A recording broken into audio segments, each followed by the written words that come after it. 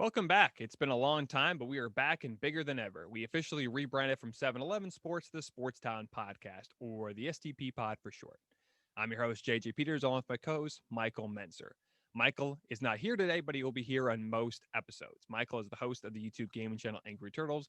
Don't forget to check him out on YouTube and leave a like, subscribe, comment on his channel along with our podcast.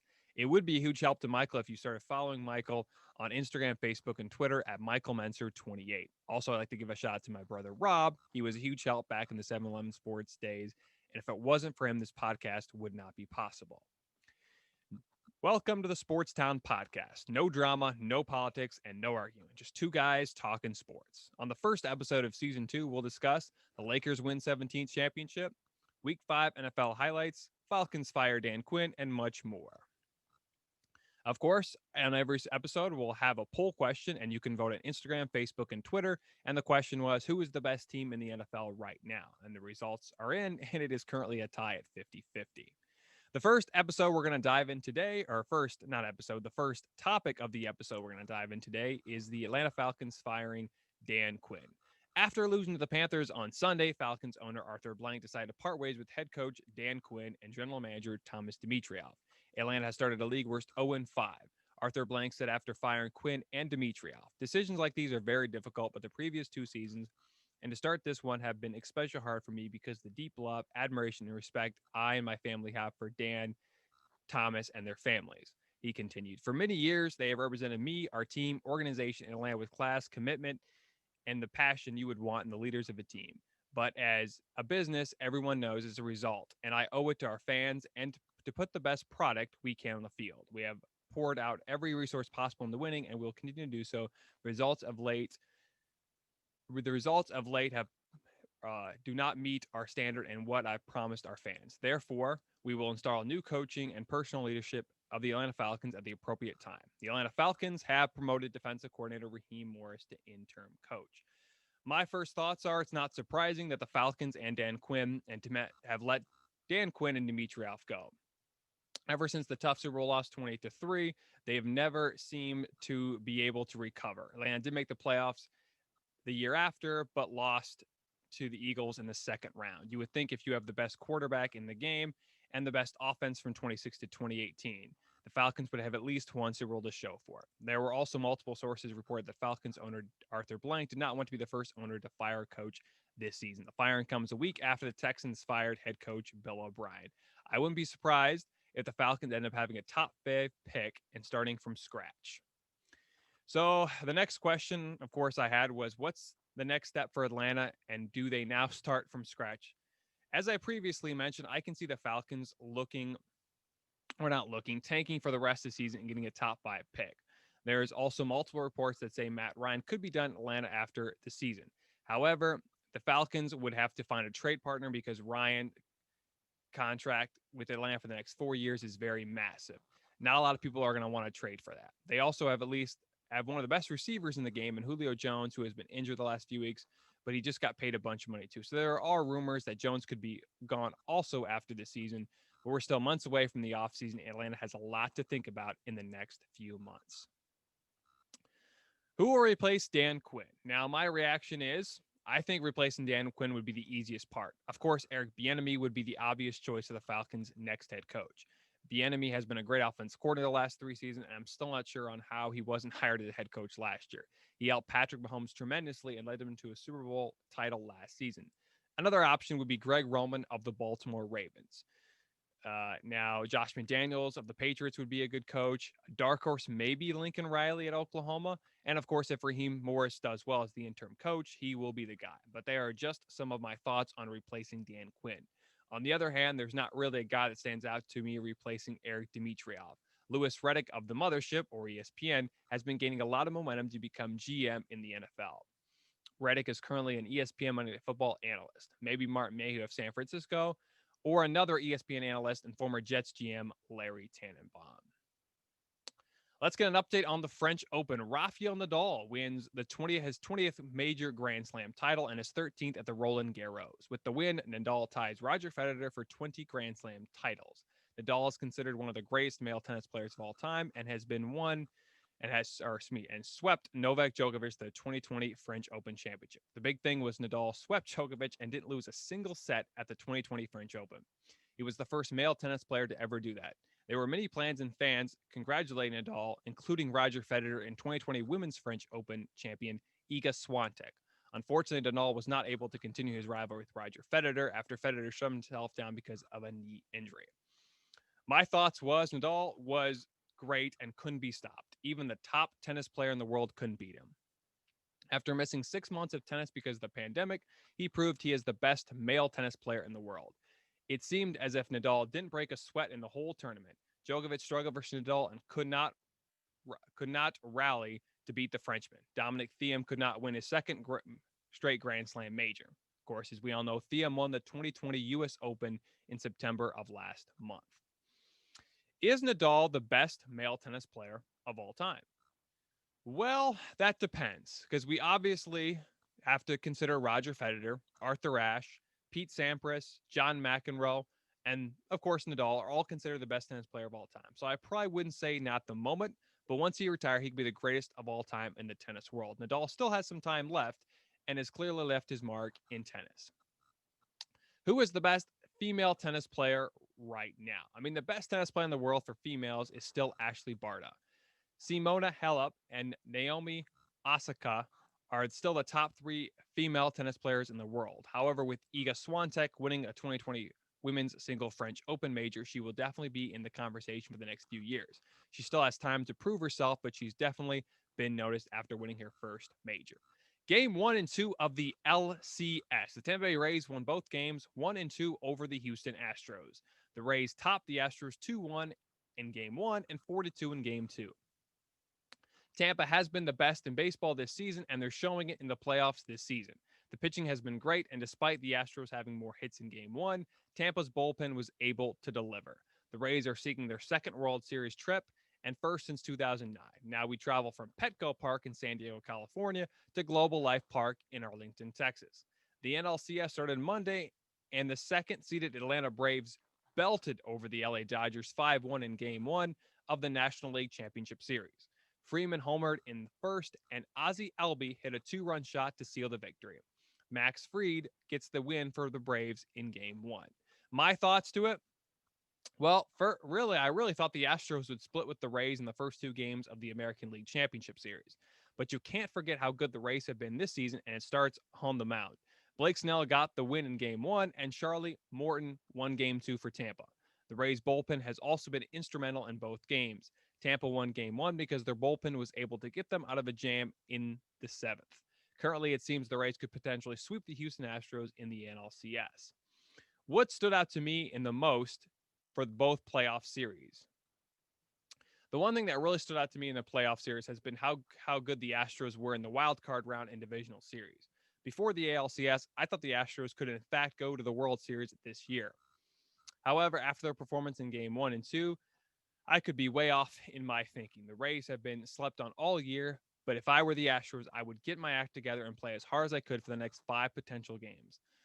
Another thing that stood out to me is how good the Dodgers look like in the divisional round versus the Padres. Once again, after watching them versus the Braves in Game 1, I could once again be way off on my predictions. But there are plenty of baseball games left to be played, and the Dodgers need to figure something out quickly so they don't choke again. I do really think the Dodgers will head to the World Series this year and find a way to top the Atlanta Braves. Although Kershaw gets on the mound, he has to prove his doubters wrong. He's got to play his best postseason series ever and put the Dodgers back in this series. Buehler struggled for the Dodgers in Game 1 and will have to be a lot better the next time he pitches in the series. Series predictions. It might be too early, but I'm assuming the Rays will take on the Dodgers in the 2020 World Series in Global Life Park in Arlington, Texas. Tampa has almost been flawless, and the Dodgers, in my opinion, will find a way to top the Braves in the NLCS.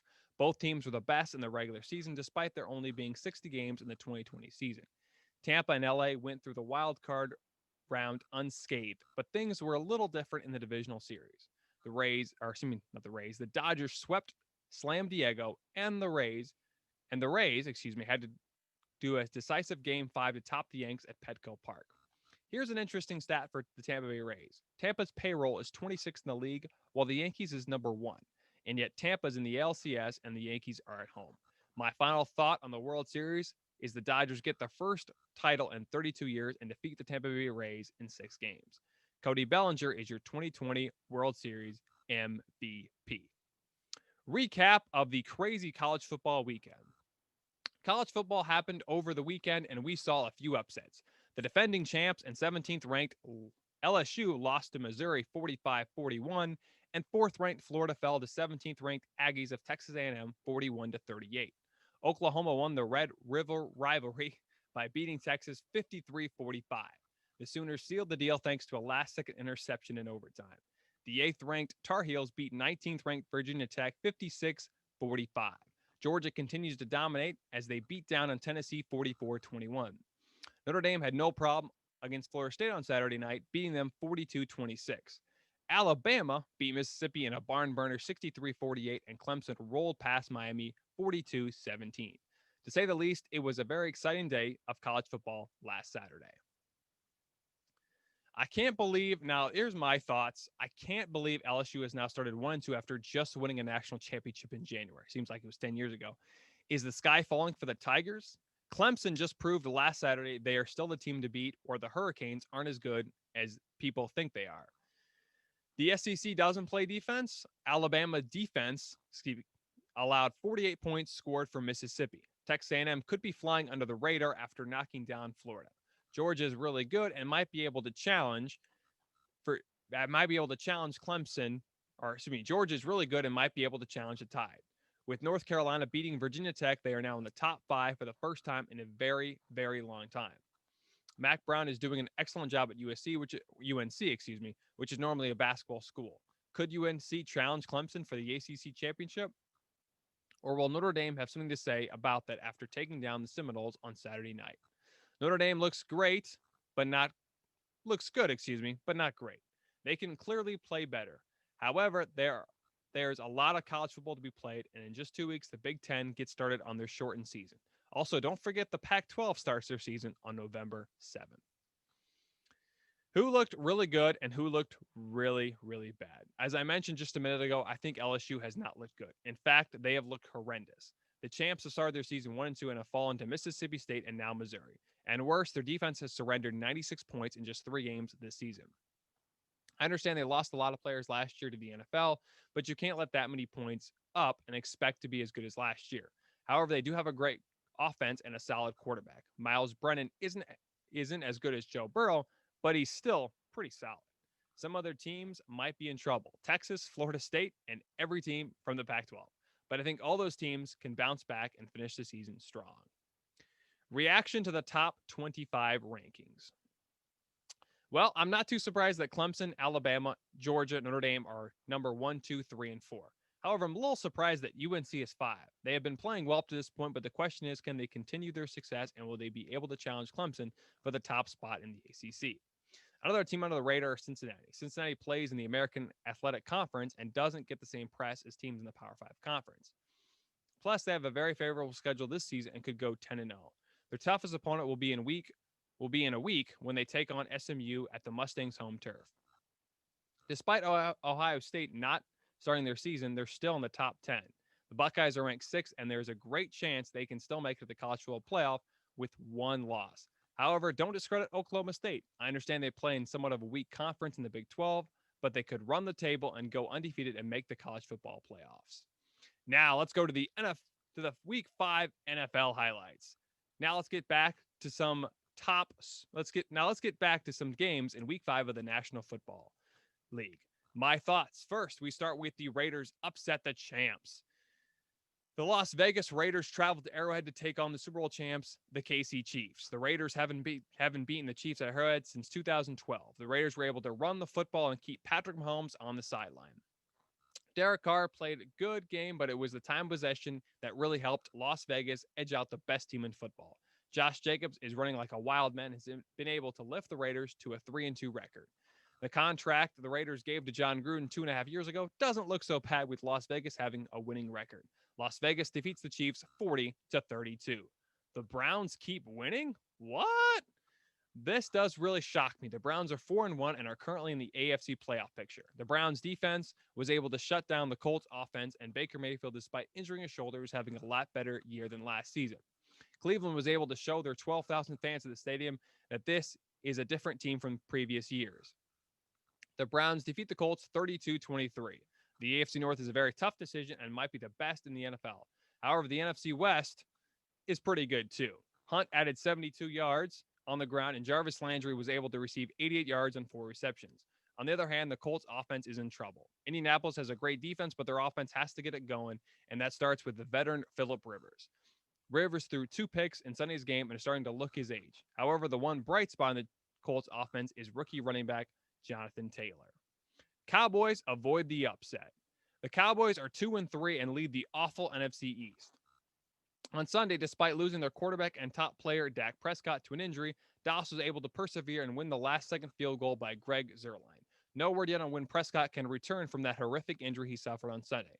However, former Bengals quarterback and backup quarterback for the Cowboys, the Red Rifle, a.k.a. Andy Dalton, helped Dallas into 2 late drives to beat the hated rival, the New York Giants. It seems like signing Andy Dalton as the backup to Dak Prescott was a good move by owner Jerry Jones. The Giants are in trouble. They are now 0-5 and they're one of the worst teams in the league. With Barkley out for their foreseeable future, Jones needs to step up. I understand that Danny Dimes doesn't have a lot of help, but the great ones always find a way to figure something out. Steelers surge past the Eagles. My first thoughts were the Pittsburgh Steelers are now 5-0 and lead in the 4-0 and lead in the AFC North. With Big Ben healthy, the Steelers could once again be the top dog in the AFC. Pittsburgh defeated their in-state rival, the Philadelphia Eagles, 38-29. Roethlisberger, I think, has found a target other than Juju. His name is Chase Claypool. Claypool finished the day with 7 receptions and added 110 yards and 3 scores. James Conner added 44 yards and 15 carries, and Big Ben threw for 239 yards. As we look at the Eagles, they need a lot of help. Carson Wentz doesn't deserve the blame he's getting. Wentz never has time to throw the football and always is trying to make plays for his team. The Super Bowl 52 champions need to get Wentz some help soon. Although Miles Sanders, the running back for Philly, had a pretty solid day on the ground, adding 80 yards on 11 attempts. Russell Wilson comes back to beat the Vikings. Well, that was an exciting second half of football on Sunday night. Russell Wilson came through the clutch again. Despite being down 13-0 going into halftime, Seattle was able to get on the back of Russell Wilson and score 27-26 to beat Minnesota. Wilson only threw for 217 yards and did throw a pick, but the last drive was Russ magic. Wilson now leads the league in touchdowns passes with 19 and has only thrown 3 INTs. A very questionable call late in the game for the Vikings to go for it on 4th and 1 instead of taking the points to go but lead by 1 possession. Instead, it comes back to haunt the Vikings as they did end up losing by 1 point. I do, however, disagree with the last play on the game. I think Cousins' pass should have been an incompletion, not a fumble. But that's how the season has gone for Minnesota. Now we head to Monday Night Football. For the 4th straight week, Justin Herbert played toe-to-toe with an elite quarterback. Herbert even had the lead going into the 4th quarter. However, just like in Charger fashion, they end up losing in overtime thanks to a field goal by Saints kicker Will Lutz. LA led New Orleans 20-10 going into the break. But the Hall of Famer Drew Brees refused to let that happen. Although the Chargers should have won the game but missed a 49-yard field goal, the Chargers should have won the game but missed a 49-yard field goal. On the Chargers' first possession, they went for it on 4th down and were 1 yard short of the marker. The Saints came back to beat the Chargers 30-27 in overtime. The Saints are now 3-2, and the Chargers are 1-4. Chase Elliott takes the checkered flag at Charlotte. The final race of the second round of the 2020 NASCAR Cup playoffs happened on Saturday afternoon at the Bank of America Roval 400.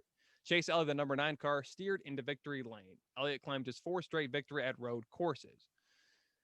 Currently, Elliott is in 4th place for the standings and has a very good chance of winning his first Cup championship. Elliott won his 3rd race of the season and his first at Charlotte Motor Speedway Roval.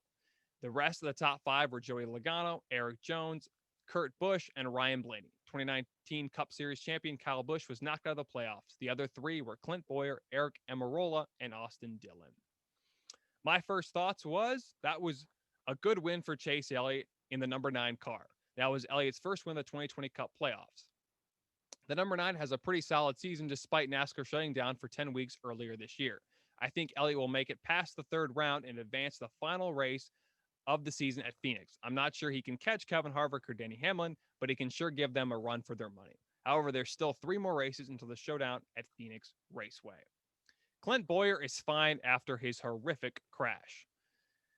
It's a shame that Clint Bowyer crashed in the final race of his NASCAR career. He was knocked out of the playoffs and will now join the Fox Sports team in the booth.